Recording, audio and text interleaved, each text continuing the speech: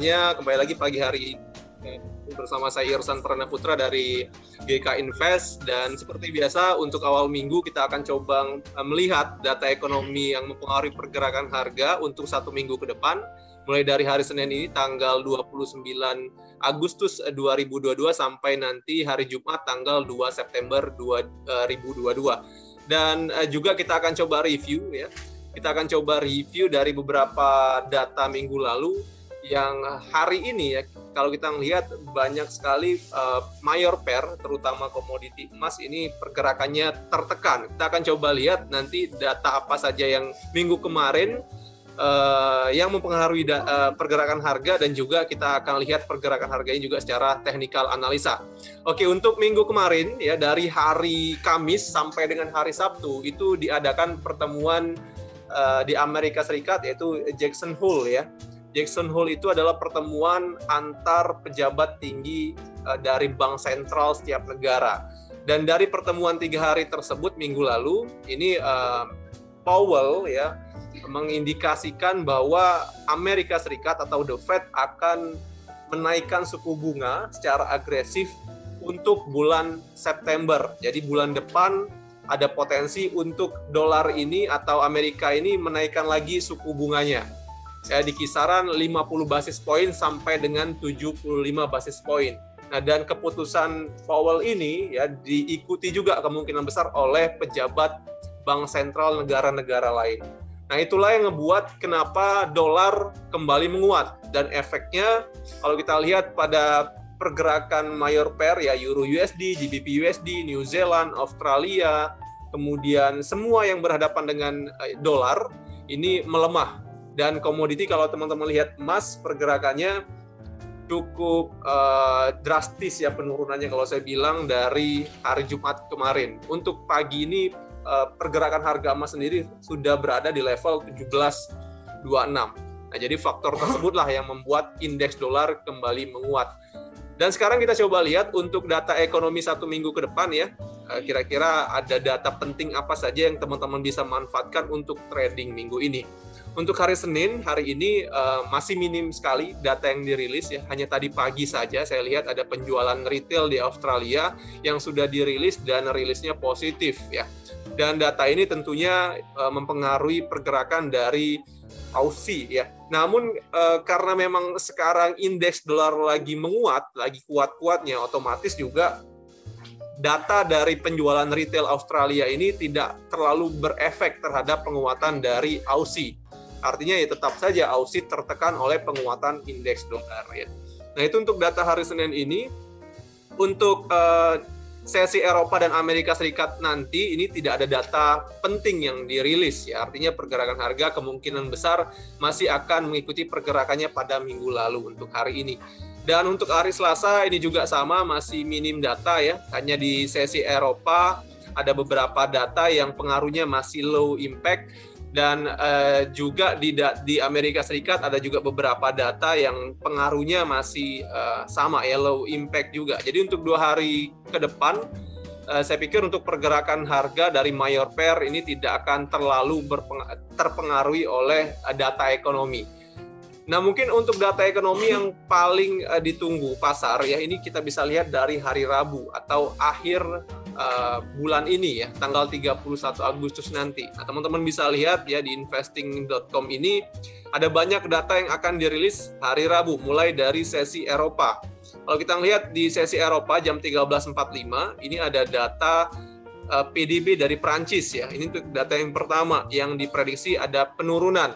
Kemudian ada inflasi di Prancis juga yang kalau kita ngelihat ini belum ada prediksinya, hanya data sebelumnya. Untuk inflasi di Prancis month on month ini ada di kisaran 0,3%. Namun kalau kita berkaca dari beberapa negara Eropa lainnya, inflasi di Prancis ini juga diprediksi kemungkinan besar ya, prediksinya akan lebih besar daripada 0,3%. Itu data yang kedua, dirilis jam yang sama 13.45, dan data yang ketiga juga sama, masih di Prancis ya, ini terkait dengan indeks harga konsumen. Ya, dan 3 data tersebut ini tentunya akan mempengaruhi mata uang euro, dan secara pengaruh data ini masih medium ya, medium impact nantinya mempengaruhi dari mata uang euro.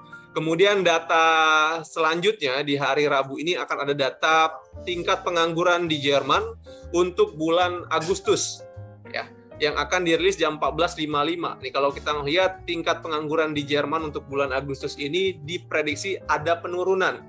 Data sebelumnya di bulan Juli, tingkat pengangguran Jerman ada di angka 48.000, namun di bulan Agustus ini diprediksi hanya 27.000.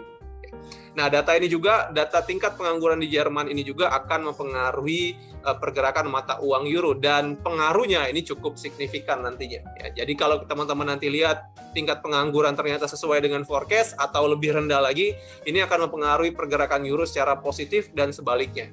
Jika ternyata data yang dirilis nanti lebih besar daripada 27.000, ini pengaruhnya nanti negatif ya untuk pergerakan dari euro. Nah, itu untuk hari Rabu sore ya, sesi Eropa. Kemudian di sesi Amerika Serikat juga lumayan banyak data hari Rabu ini. Kalau teman-teman lihat jam 19.15, ya ini ada data terkait dengan ADP ya, non-farm payroll, ADP non-farm payroll. Jam 19.15 ya, di Amerika Serikat, yang diprediksi ini ada peningkatan. Nah, untuk data ADP non-farm payroll ini biasanya juga akan sejalan dengan data non-farm payroll yang akan dirilis hari Jumat. Biasanya kalau datanya dirilis positif ya, non-farm payroll hari Jumat juga dirilis positif.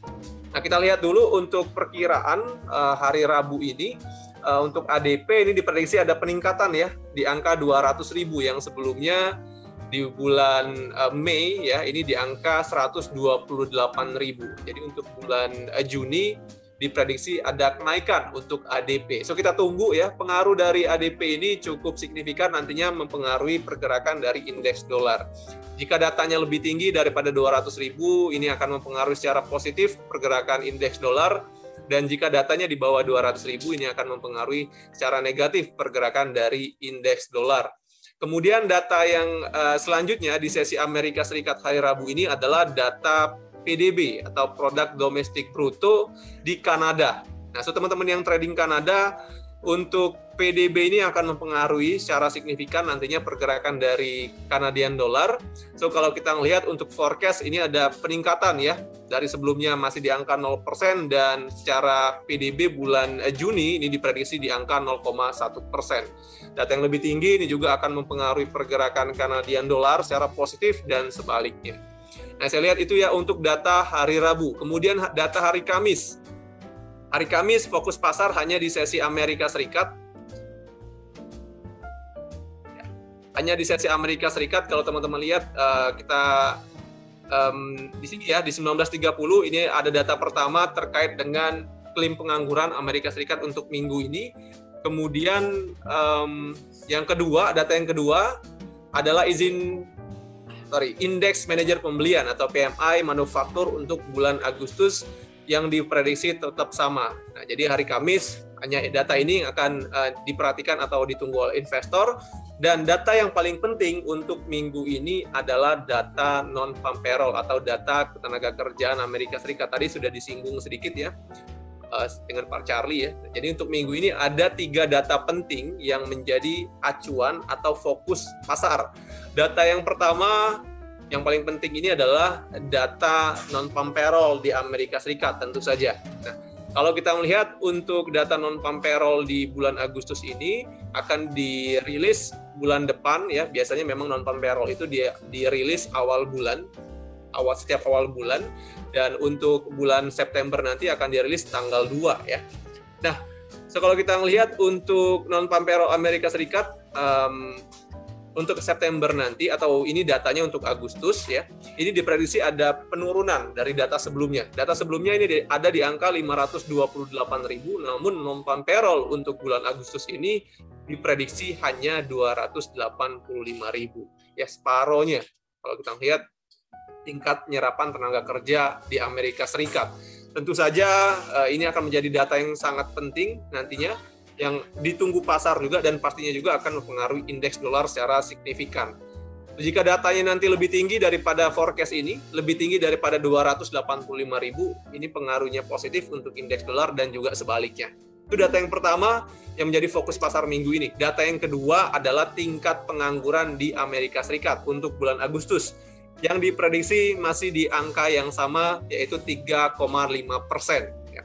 Itu data yang kedua. Dan data yang ketiga adalah data rata-rata pendapatan buruh per jam di Amerika Serikat yang diprediksi ada penurunan 0,1%. Sebelumnya ada di angka 0,5% ini untuk bulan Juli, dan bulan Agustus ini untuk tingkat pendapatan buruh diprediksi hanya di angka 0,4%. Jadi untuk Jumat nanti atau menjadi fokus pasar minggu ini adalah data ketenaga kerjaan Amerika Serikat tadi. So teman-teman bisa manfaatkan untuk ambil peluang ya dari data-data ketenaga kerjaan Amerika Serikat di hari Jumat nanti. Oke, jadi itu ya untuk data ekonomi forecast-nya untuk 1 minggu ke depan, dan juga kita sudah bahas sedikit tadi tentang review dari pernyataan Powell di Jackson Hole minggu lalu. Dan sekarang kita coba lihat pergerakan harga secara teknikal ya.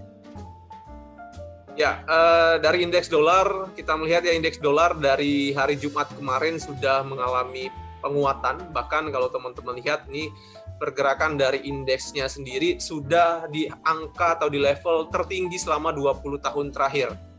Sebelumnya memang sempat indeks dolar ini menyentuh level tertingginya pada tanggal 14 Juli kemarin di kisaran 109,3. Namun di hari Jumat lalu ini level ini berhasil di breakout lagi. Jadi untuk indeks dolar sendiri untuk 20 tahun terakhir ini sudah ketemu level yang lebih tinggi lagi. Hari Jumat kemarin kita melihat pergerakan tertingginya ada di kisaran 109,4.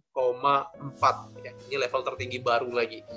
Dan ya memang ya penguatan ini dipengaruhi oleh pernyataan dari Powell yang mengindikasikan bahwa akan ada kenaikan suku bunga Amerika Serikat lagi di bulan September. Nah, jadi kemungkinan besar dalam 1 bulan ke depan indeks dolar ini masih akan dalam tren kenaikan ya, karena tadi biasanya memang penguatan suatu mata uang itu akan berlanjut sampai dengan penetapan suku bunga.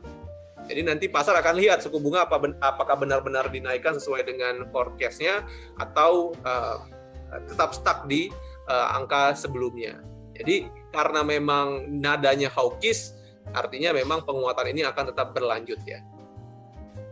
Ya, kalau kita mengacu pada area resisten ya, tentu level 109,3 ini masih jadi tahanan atas ya, belum terkonfirmasi di breakout ya.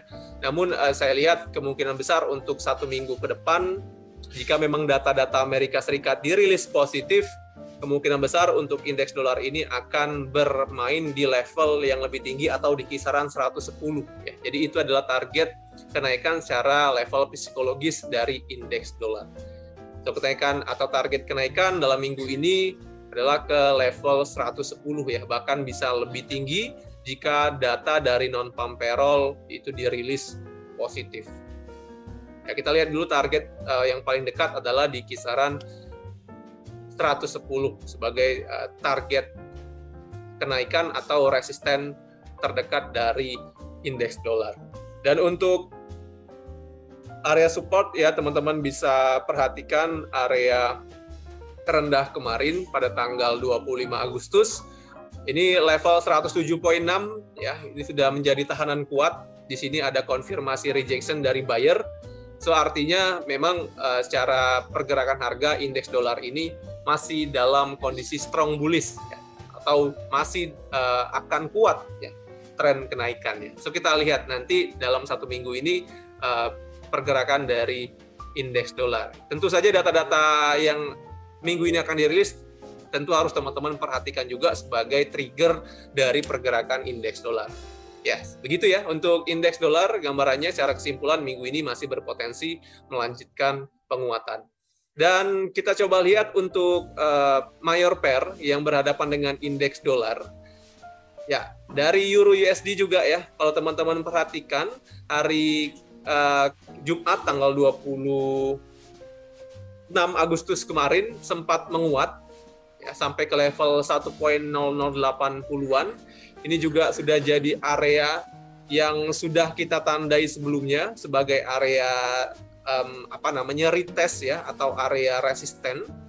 Dan setelah pergerakan dari Euro USD mencapai level tersebut, terjadi rejeksi dari seller. Ini rejeksinya cukup kuat. Kalau teman-teman lihat ya, ada sumbu di kisaran level tersebut. Ini artinya area supply di kisaran 1.0080 ini sangat besar ya.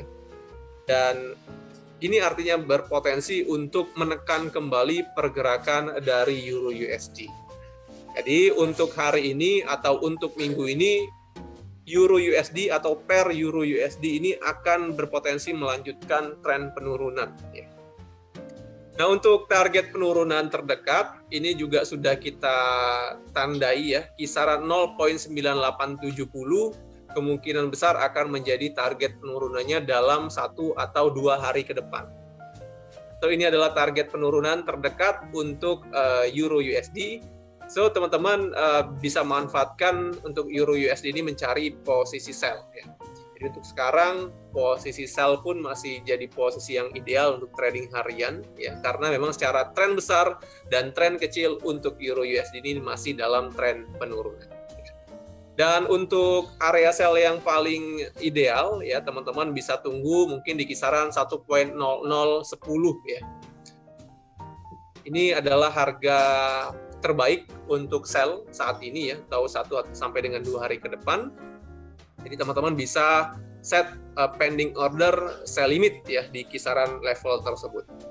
Dan untuk counter trend, untuk posisi buy, ya, saya belum rekomendasikan sekarang teman-teman ambil posisi buy, walaupun sekarang euro sudah berada di harga terendahnya ya, di bawah harga paritas bahkan 0.9920. Tapi karena secara tekanan seller masih cukup kuat, jadi saran saya kalau teman-teman mau ambil posisi buy, tunggu di kisaran support ini di level 0.9870-an. Itu untuk areanya ya. Jadi secara kesimpulan Euro USD masih berpotensi melanjutkan penurunan.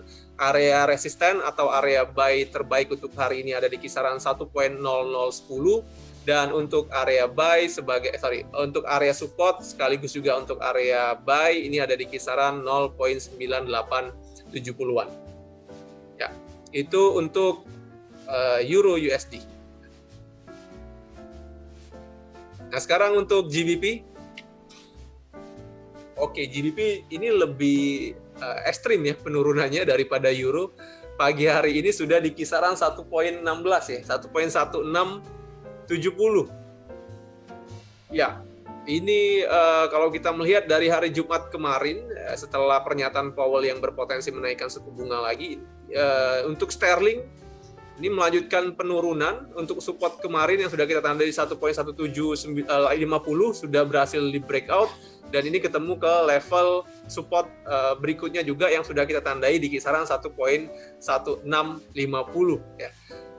So, untuk pergerakan dari sterling saya lihat masih kuat ya kondisi sellernya. Teman-teman bisa melihat kondisi candlestick pada time frame 4 jam. Kekuatan seller masih cukup dominan ya. Ini ditandai dengan candlestick merah yang masih cukup panjang, artinya volume penjualan pada per GBP USD ini masih cukup besar, yang artinya untuk GBP pun ini masih berpotensi melanjutkan penurunan. Ya. Dan coba kita flashback ya pada tahun 2020, karena historikalnya pun ada ini tahun 2020 ya, di mana level support untuk sterling ini. Ya, nah, teman-teman bisa lihat ya. Tahun 2020 bulan Maret tanggal 19 tepatnya, untuk harga terendah dari GBP ini pernah sampai ke level 1.1410 ya, 1.14. Jadi kemungkinan besar untuk target penurunan sterling dalam jangka waktu yang pendek bisa 1 minggu ini ya.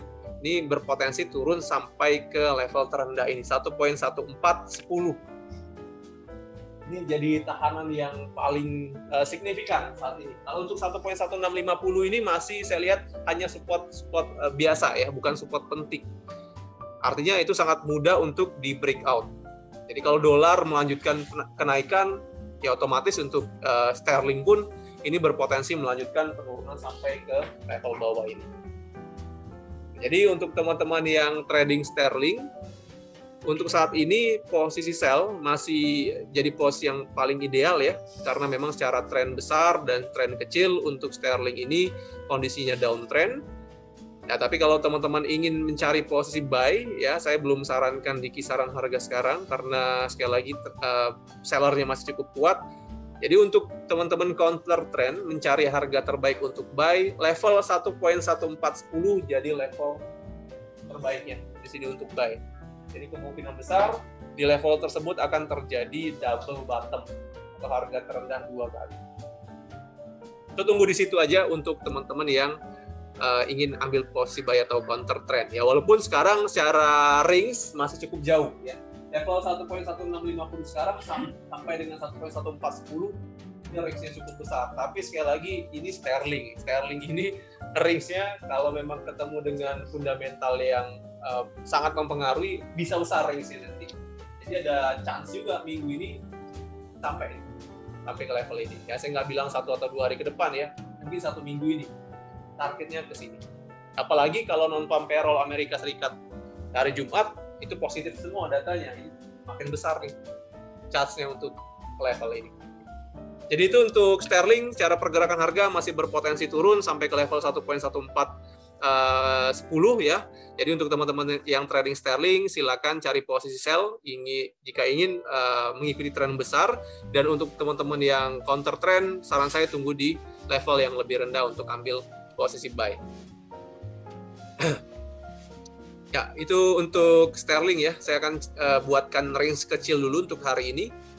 Ya, resisten adalah support harga kemarin ya, support harga yang sudah kita tandai kisaran 1.1750 untuk saat ini sudah menjadi resisten terdekat. Dan untuk garis trend line teman-teman juga bisa implementasikan ini garis trend line ini sebagai acuan tren kecil dari sterling. Jika pergerakan harga masih konsisten di bawah garis downtrend line ini, secara tren sterling masih tetap akan turun ya. Jadi bisa digambarkan nih garis downtrend lainnya di MetaTrader teman-teman semuanya di time frame 4 jam ya. Jadi ini acuan dari tren sterling. Mungkin ada pertanyaan untuk sterling? Cukup ya, cukup jelas ya. Oke. Ini sama juga ya untuk Aussie. Kalau kita lihat tadi data dari penjualan retail sudah dirilis, tidak terlalu berpengaruh ya, walaupun datanya positif karena dolar juga sama-sama kuat. Jadi saya lihat untuk Aussie pun ini sulit juga untuk naik ya. Artinya memang pergerakan harga sekarang dari Aussie ini masih sangat dipengaruhi oleh penguatan indeks dolar. Nah, teman-teman bisa lihat untuk pagi hari ini Aussie berada pada level supportnya di kisaran 0.6860. Namun dari tekanan seller dari beberapa jam yang lalu di time frame 4 jam, sellernya juga masih cukup signifikan. Artinya untuk Aussie ini masih berpotensi untuk melanjutkan tren penurunan ya. Masih berpotensi untuk melanjutkan penurunan sampai ke level 0.6800. Ini adalah target penurunan dari Aussie dalam beberapa waktu ke depan ya. Ini teman bisa lihat ya, gelombang tertinggi, 2 gelombang tertinggi bisa kita tarik garis. Nah ini udah ketemu trennya nih. Tren dari Aussie adalah turun ya dari 2 gelombang tertingginya. Dan untuk target penurunan adalah sekali lagi di level 0.6800. Jadi teman-teman bisa manfaatkan posisi sell untuk Aussie. Kemudian New Zealand. Ya, New Zealand juga sama ya. Tertekan juga. Bahkan support kemarin yang sudah kita gambarkan ini berhasil di breakout lagi. Jadi secara pergerakan harga dari New Zealand juga berpotensi masih melanjutkan penurunan. Untuk target penurunan selanjutnya adalah di level support pada tanggal 14 Juli. Ini ada di kisaran rate 0.6060 ya. 6060 ini target penurunan untuk New Zealand. Yes, jadi kesimpulannya secara tren masih turun, posisi ideal untuk New Zealand adalah posisi sell. Kalau teman-teman mau buy, tunggu di kisaran support ini ya, 0.6060 supportnya sekaligus juga area buy.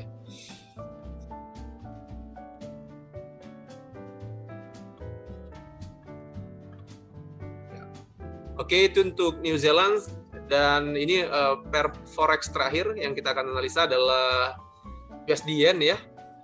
Ya, ini juga sama, USD Yen naik rate-nya ya, karena memang penguatan dari USD. Kalau kemarin untuk rate Yen ini berada di 137,5, ini rate minggu lalu, berfluktuasi di kisaran rate tersebut. Namun untuk hari Jumat ini sudah terkonfirmasi 137,4 atau resisten yang sudah kita tandai sudah berhasil di breakout. Jadi secara tren pergerakan dari yen juga masih berpotensi naik ya. Dan target kenaikan kita bisa mengacu pada harga tertingginya pada tanggal 14 Juli. Kisaran 139,4 adalah target kenaikan dari yen. Ya, untuk teman-teman yang trading yen bisa dimanfaatkan ya kondisi strong bullish sekarang. Jadi posisi paling ideal adalah posisi buy dengan target sekali lagi 139,4 dan level support yang menjadi tahanan bawah sementara ini ada di kisaran 137,5. Jadi di kisaran 137,5 teman-teman bisa set posisi buy untuk yen ya, karena secara tren sekali lagi masih dalam tren kenaikan. Nah, ini targetnya ya untuk yen, dan ini garis uptrend lainnya juga bisa teman-teman gambarkan pada MetaTrader-nya sebagai acuan tren harga dari USD Yen. Ya, sekali lagi range-nya 137 sebagai support harga dan 139,4 sebagai resisten, dan potensi pergerakan harga untuk beberapa hari ke depan ini masih berpotensi naik ya.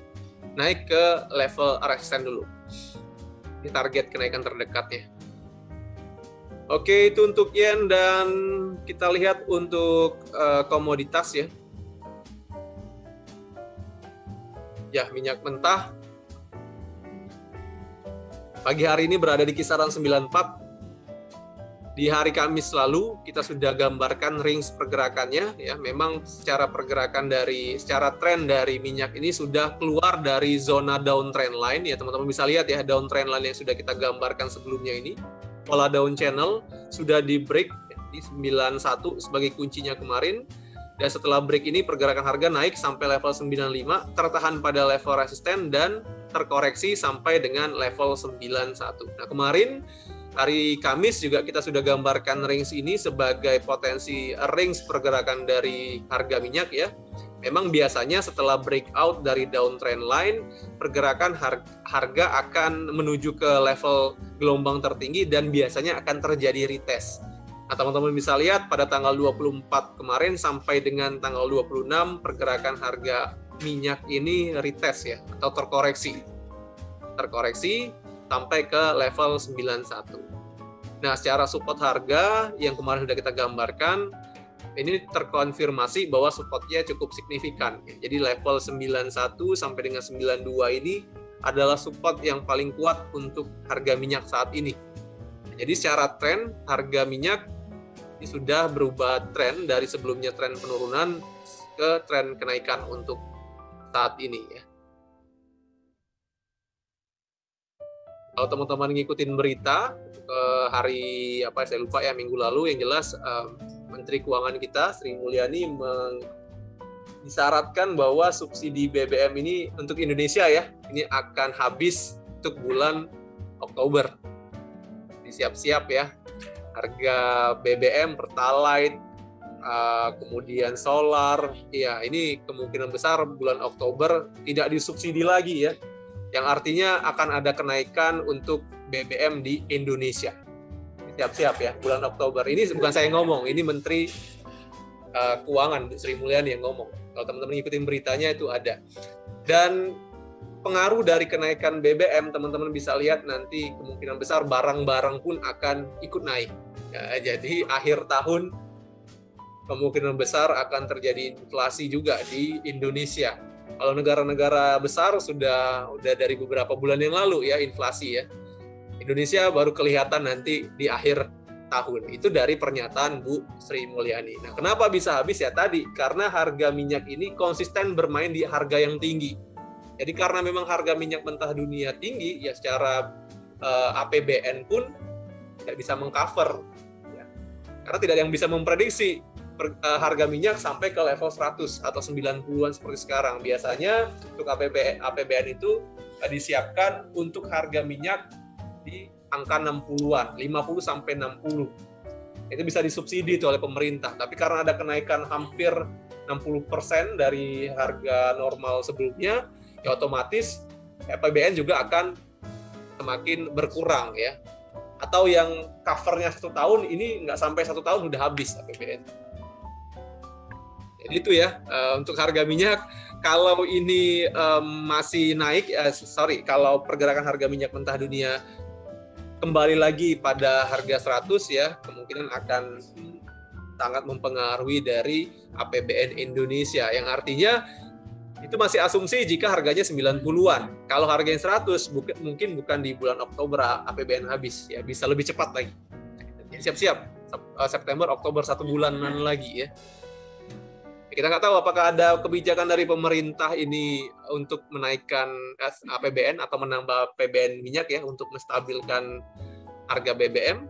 Kalau memang ada ya sudah, berarti artinya harga Pertalite, biosolar masih di angka yang sama. Tapi kalau memang pemerintah tidak mampu lagi, ya tadi siap-siap ya.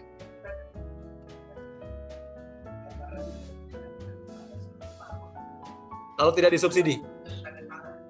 Sekarang iya ya. Jadi kalau tidak disubsidi itu harga BBM ditambah 7.000 sampai 8.000 rupiah dari harga sekarang.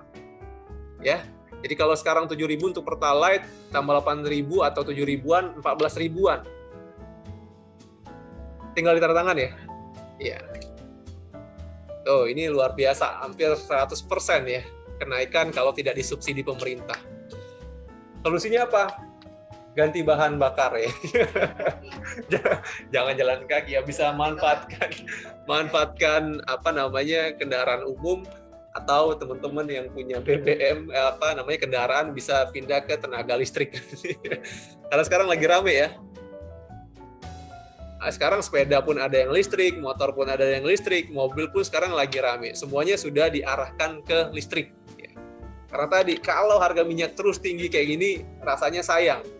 Jadi saya dengar juga pernyataan dari Bu Sri Mulyani, ya benar juga. Ini kan setiap tahun kita punya anggaran untuk BBM ini 500 triliun. Anggaran BBM 500 triliun untuk 1 tahun.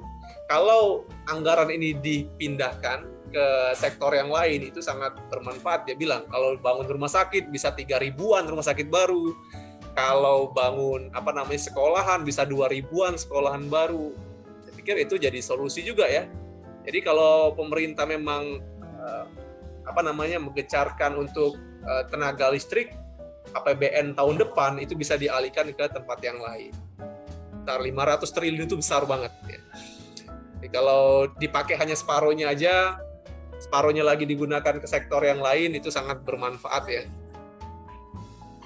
Apalagi kalau ngebantu UMKM. Nah, ini yang lebih bagus lagi. Oke, itu ya pengaruh dari pergerakan harga minyak. Sekali lagi, pergerakan harga minyak untuk 1 atau 2 hari ke depan ini masih berpotensi naik. Target kenaikan jangka pendeknya atau hari ini level 96 ya. 96 adalah target kenaikan.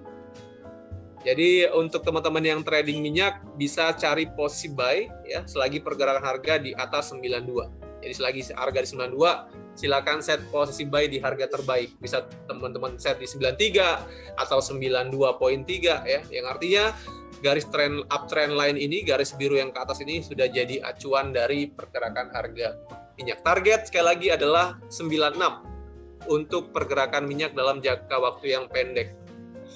Next, kita lihat apakah 96 berhasil di breakout untuk pergerakan harga emas naik lagi ke level 100. Kita tunggu ya.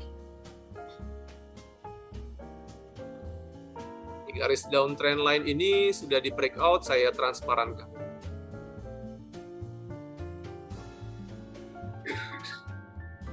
Oke, jadi kita fokusnya ke uptrend line. Dan selanjutnya kita ke pair yang terakhir. Gold. Ya, teman-teman bisa lihat ya, minggu lalu setelah pergerakan harga sampai ke level tertinggi di 1764, ya akibat pernyataan hawkish dari Powell, pergerakan harga emas kembali turun ya. Kalau kita lihat sekarang ada di level 17.26 pagi hari ini. Dan secara teknikal ya, ini tekanan sellernya cukup besar ya. Teman-teman bisa lihat konfirmasinya pada candlestick seller ini, candlestick merah ini yang volumenya cukup besar ya. Dan 4 jam yang lalu juga sellernya masih cukup kuat. Artinya kemungkinan besar hari ini pergerakan harga emas akan kembali tertekan ya. Dan kalau kita melihat untuk target penurunan, kita mengacu dulu pada historical harga terendah sebelumnya. Di sini ya, teman-teman bisa lihat level 17.15. Ya, 17.15 ini akan kemungkinan besar ya akan menjadi target penurunan harga emas hari ini. Ya, kalau kita gambarkan downtrend line juga, ini cukup jelas trennya turun ya. Jadi jika dolar kembali melanjutkan penguatan, maka untuk pergerakan harga emas ini berpotensi turun ke level 17.15. Support terdekat dulu, ini support terdekat, bukan support yang paling kuat ya. Kalau level 17.15 berhasil di breakout lagi, maka kemungkinan besar harga emas ini akan kembali di kisaran level psikologis 1.700. Tapi kita ambil dulu acuan yang paling dekat ini, support yang paling dekat ini ya, sebagai acuan yang kita trading. Target penurunan harga emas. Nah, untuk resisten harga, ya teman-teman bisa lihat level dari downtrend line ini ya sebagai acuan resisten kita, atau dari historical support sebelumnya 1740 saat ini menjadi resisten terdekat untuk harga emas ya. Jadi selagi pergerakan harga masih di bawah kisaran 1740, secara tren pergerakan harga emas masih berpotensi melanjutkan penurunan ke level support terdekat 17.15 sebagai targetnya ya. Ini skenario pergerakan harga emas hari ini. Itu teman-teman bisa set atau cari posisi sell terbaik ya. Ya kalau ingin agresif bisa sell sekarang karena memang kekuatan seller masih kuat, atau kalau teman-teman mau menunggu dulu ya tunggu pergerakan retest sampai di kisaran level 1740 sebagai area sell terbaiknya. Dan untuk counter trend ya 17.15 sebagai area support sekaligus juga level buy terbaiknya. Jadi kalau teman-teman mau counter trend, mau ambil posisi buy, belum direkomendasikan buy sekarang karena konfirmasi sellernya masih cukup besar. Itu level 17.15 bisa jadi pilihan untuk teman-teman buy ya. Tapi karena counter trend, melawan tren besar, maka untuk posisi buy harus dibatasi ya. Jadi harus diterapkan manajemen resiko paling tidak di level 17.50 sebagai area stop loss ya. Oke ya, itu untuk analisa hari ini karena waktu tinggal 1 menit lagi ya untuk Zoom. Untuk analisa hari ini pun atau pagi hari ini saya akhiri teman-teman. Terima kasih banyak untuk partisipasinya. Silakan teman-teman sharingkan analisa kita kepada calon nasabah atau nasabahnya masing-masing untuk bisa mereka ambil peluang trading minggu ini. Oke, seperti biasa pesan dari saya, tradinglah dengan bijak, gunakan manajemen resiko setiap masuk pasar. Kita ketemu lagi untuk analisa besok. Selamat pagi semuanya, selamat beraktivitas. Terima kasih. Thank you. Ya.